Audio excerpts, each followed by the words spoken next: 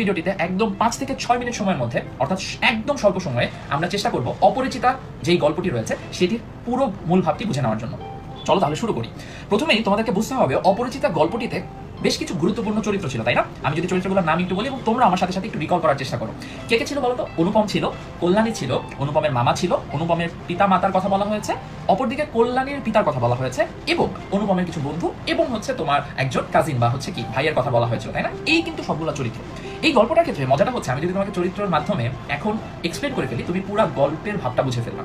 দেখো, অনুপম এমন একটা গুরুত্বপূর্ণ চরিত্র এই অপরিচিতা গল্পটির ক্ষেত্রে, যেখানে অনুপম পড়াশোনা শেষ করেছে, দেখতে সুন্দর, সবকিছু ঠিক আছে, কিন্তু সে চাকরি করতে যেন তার মধ্যে একটা অনীহা রয়েছে, তার মধ্যে নতুন কিছু করা, নিজে থেকে কিছু করা, অর্থাৎ আত্মনির্ভরশীল হয়ে যাওয়ার মধ্যে বেশ অনীহা রয়েছে। সে কি করতে চায়? সে সবসময় তার মামার উপর নির্ভরশীল, অর্থাৎ সে পরনির্ভর। তার চরিত্রে এটা কিন্তু অন্যতম একটা গুরুত্বপূর্ণ দিক যেটা তোমার পরীক্ষার খাতায় লেখা লাগবে। দ্বিতীয় চরিত্র গুরুত্বপূর্ণ যদি একটু এক্সপ্লেন করি, অনুপমের মামা।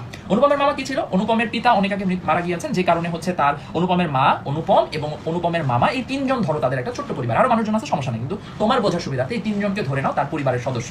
এখন কি হয়, অনুপম যেহেতু নিজে থেকে কোনো সিদ্ধান্ত দিতে পারে না বা আসলে কিছু নতুন করে করতেও চায় না, অনুপমের মামা হচ্ছে এমন একজন মানুষ যে সবসময় কি করে, কর্তৃত্ব বিস্তার করে। অনুপমের যে পরিবারটা রয়েছে সেই পুরো পরিবারের নেতৃত্ব দেয়, অথবা মানে একদম কর্তার ভূমিকাটা পালন করতে চায় অনুপমের মামা। অর্থাৎ এই পরিবারে যে কোনো সিদ্ধান্ত নেওয়া হলে অনুপমের মামার যা কথা সেটাকেই ধরা হয়, এরপরে আর কারো কোনো কথা বলার সুযোগ থাকে না। এবং শুধুমাত্র তাই নয়, সে অত্যন্ত মানে অনুপমের মামা অত্যন্ত লোভী একজন মানুষ, অত্যন্ত থাকে না যে কুরুচিপূর্ণ বা হচ্ছে তার মানসিকতাটাই যেন অত্যন্ত জটিলতায় ভরা, এরকম একটা মানুষ হচ্ছে মূলত অনুপমের মামা। কেন এই কথাটা বলছি? দুইটা ছোট্ট ইনসিডেন্ট তোমাদেরকে বলে দিই। সে কি করেছে বলতো? সে ওই যে কল্যাণীর যখন বিবাহ হয় অনুপমের সাথে, বা বিবাহের মানে অনুষ্ঠানটা যখন হচ্ছিল, তখন সে কল্যাণীর গা থেকে সকল গহনা খুলে আনতে চেয়েছিল যেন সে পরিমাপ করতে পারে। তার ধারণা ছিল কল্যাণীর পিতা তার মানে তাদেরকে ঠকাচ্ছে, এটা হতে পারে। অর্থাৎ সেখান থেকে কিন্তু আমরা বুঝতে পারছি। দ্বিতীয়ত হচ্ছে অনুপম কি করবে না করবে, ও বিয়ে করবে কি করবে না, কিংবা বিয়ে যে ভেঙে গেছে এরপরে সে যে মানে অনুপমের মামা যে চেষ্টা করেছিল যে হচ্ছে তোমার কি করা, কল্যাণী বা হচ্ছে কল্যাণীর যে পরিবারটা রয়েছে তাদের সাথে বিভিন্নভাবে ঝামেলা করা। তো এই দুইটা জায়গা ভাবলে আমরা বুঝতে পারি তার চারিত্রিক ভাবে সে আসলে খুব একটা ভালো মানুষ না,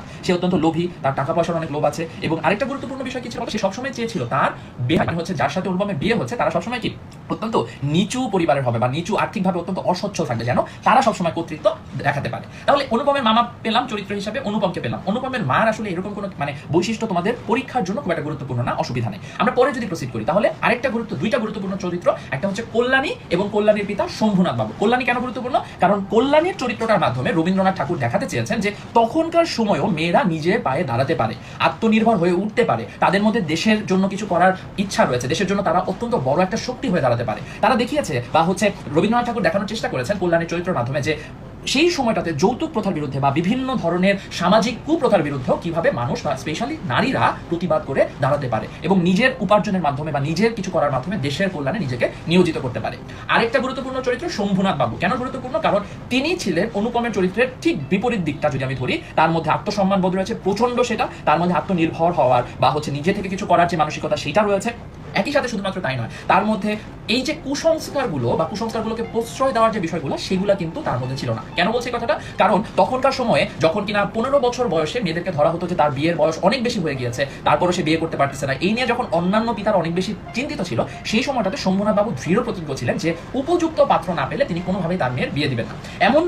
এমনটাও হয়েছে যে যখন তিনি দেখেছেন যে অনুপম উপযোগ্য পাত্র, কিন্তু সমস্যাটা হচ্ছে তার কোনো সিদ্ধান্ত গ্রহণের ক্ষমতা নাই। সমস্যাটা হচ্ছে যে অনুপমের মামা তাকে অসম্ভব অসম্মান করেছে, ঠিক সেই সময়টাতে সে নিজের মেয়ের বিয়েটা কিন্তু ভেঙে দেয়। এখানে সে কোনো ভয় পায় না যে মেয়ে লগ্নভ্রষ্ট হবে, এটা হিন্দু ধর্মে অনেক সময় মানে হিন্দু বিবাহ প্রথাতে অনেক সময় কি প্রচলিত রয়েছে, তাই না? তো এই ধরনের কোনো ভয় কিংবা এই ধরনের আরো অনেক যে কুসংস্কারগুলো রয়েছে সেগুলোতে তিনি কোনোভাবেই পরোয়া করেননি, বরং তিনি সবসময় চিন্তা করেছেন, ভেবেছেন, এবং এই শিক্ষাটা তার মাধ্যমে দেওয়া হয়েছে যে একজন মানুষের বিয়ে সবসময় আরেকজন মানে যোগ্য হওয়ার মাত্র করা উচিত এবং আত্মনির্ভর হওয়ার পরে করা উচিত, আত্মনির্ভরশীল হওয়া উচিত এবং আত্মসম্মান বোধ যে একটা মানুষের জীবনে কতটা গুরুত্বপূর্ণ সেটাও কিন্তু ফুটে উঠেছে।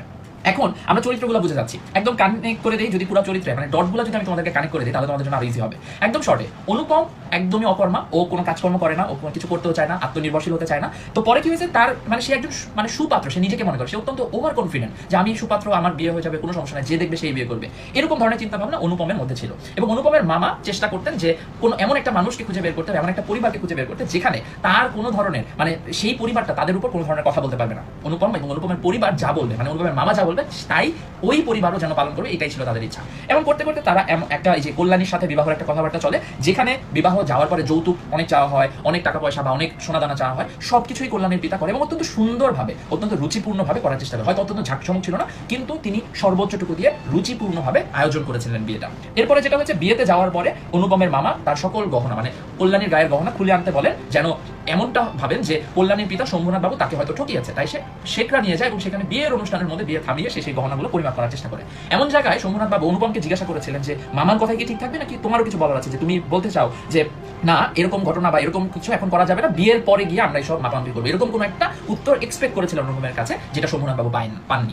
এরপরে কি করলেন, এরপরে বিয়েটা ভেঙে দেন এবং পরবর্তীতে অনুপম অনেক আফসোস করে, অনেক স্বপ্ন দেখে, অনেক কল্পনা করে, কিন্তু শেষমেশ আর কোনো লাভ হয় না। এবং একই সাথে কল্যাণী কি করে, কল্যাণী কিন্তু এই যে বিয়ে হয় না এটা নিয়ে তার মধ্যে কোনো মন খারাপ ছিল না, কোনো কষ্ট ছিল না, বরং সে সামনের দিকে জীবনে এগিয়ে যায়। সে দেশমাতৃকার জন্য কাজ করা শুরু করে, দেশের মানুষের জন্য কাজ করা শুরু করে, স্পেশালি সে কিন্তু ছোট ছোট বাচ্চাদেরকে, স্পেশালি নারী শিক্ষা জাগরণের জন্য সে কাজ করে যায়। তো এই ছিল হচ্ছে অনুপমের বা হচ্ছে কল্যাণীর পুরো গল্পটা। এবং এখানে তোমাদের জন্য আরো দুইটা গুরুত্বপূর্ণ তথ্য দিয়ে দিই।